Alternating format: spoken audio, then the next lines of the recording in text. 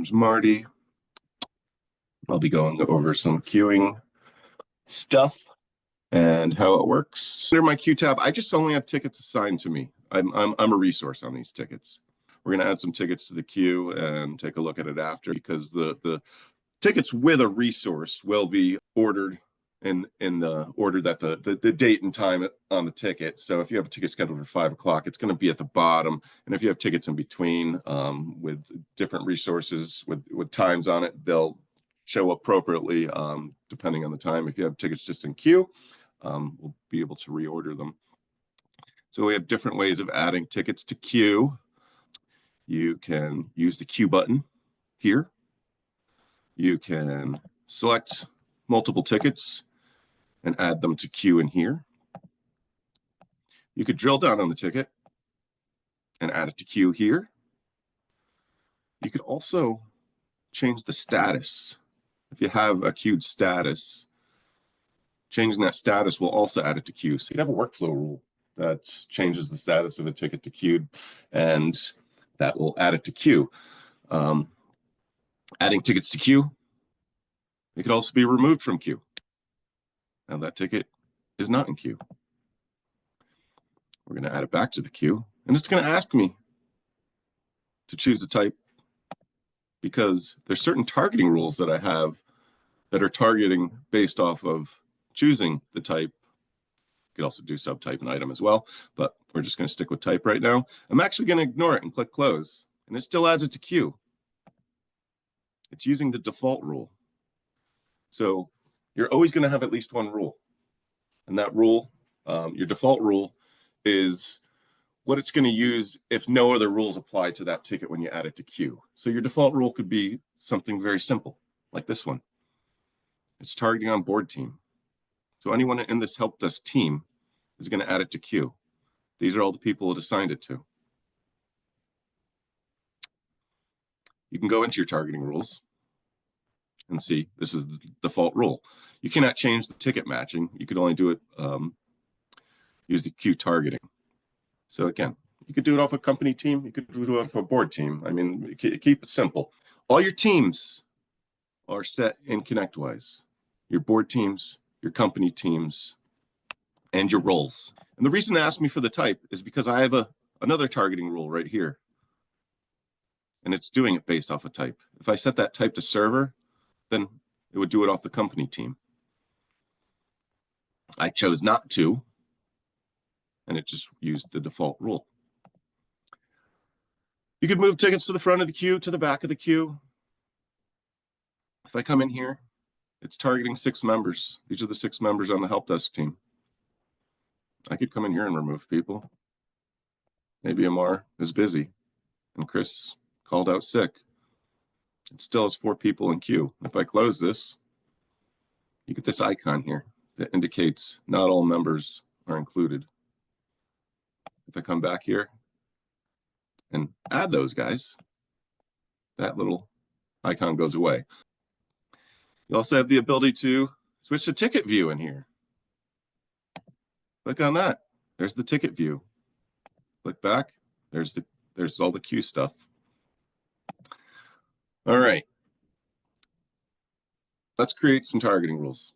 Let's say we want to create a targeting rule for high priority tickets. These guys here, emergency response tickets. And I actually created a skill for this. We created a category. We called it high priority escalation. I created a skill called level 3. So you could make up skills.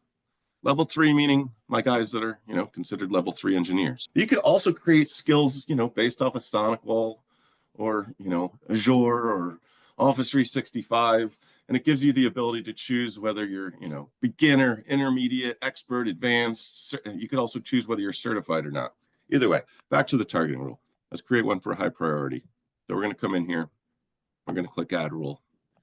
I'm going to call it high priority. Next, I need to choose a matching field. And again, we're doing it based off of the priority.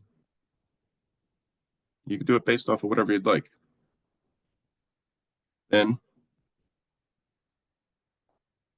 I'm going to do it based off a skill. And again, I created that skill called level 3 under this category. Once that rule is created, it's not going to work unless you turn it on. And it will ask you if you want to commit changes. Those changes are committed. Now, when I add these tickets to queue, it's choosing the targeting rule I created, the high priority targeting rule, because I told it if the priority is set to emergency, I want to assign it to my guys that are level 3. These are the 3 people that it assigned to. And I added these members to that skill. You could add and remove people. You click on here. You have the ability to delete people or change their skill level as well. Anyway, so that one was done by priority. Let's do one more based off a skill. Let's create a rule and Outlook skill. I'm going to match it off of a board type. I'm going to match it off service boards.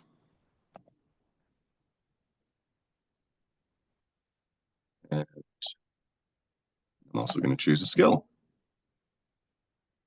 Outlook. So this time I'm not just doing one. I'm targeting on both. And this is an and. So it needs to be on the board team and have the Outlook skill.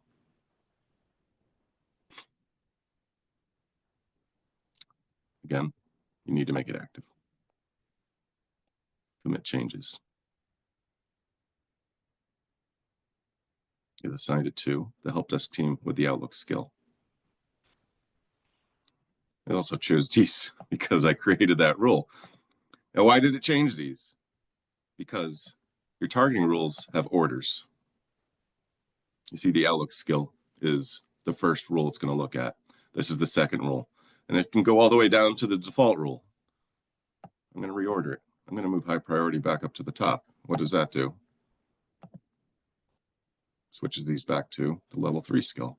So when you're using these targeting rules and you're creating a bunch, you need to know what order you want them in. You do, before I forget, you do have the ability to limit who can mess with this stuff. There is a setting under MTX to be able to disable who could queue tickets, who can create rules, who could reorder tickets. So you do only want to give it to the people that you trust. And if you do make a new rule and it's number 1, and all of a sudden it messes up some of the other tickets that are in queue, just be aware. All right, let's create another targeting rule.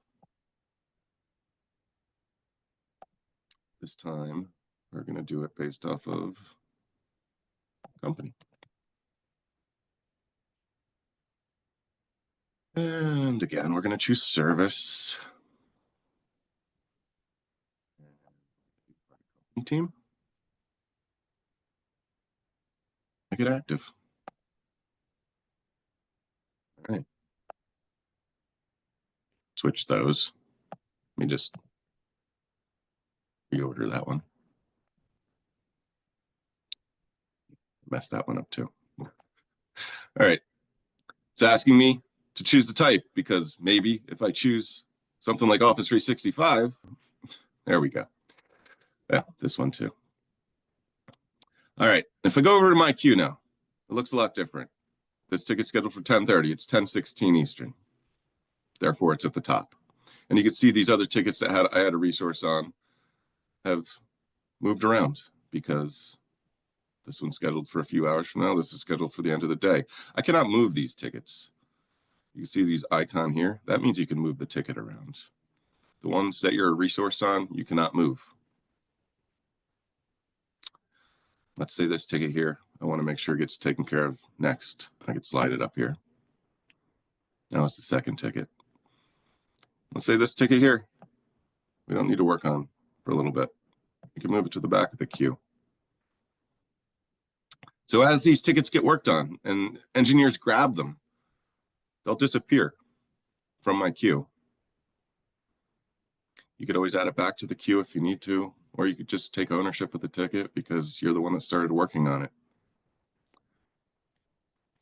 So this makes your dispatcher's job much easier. You're not just assigning it to one person or two people with a resource with a date and time.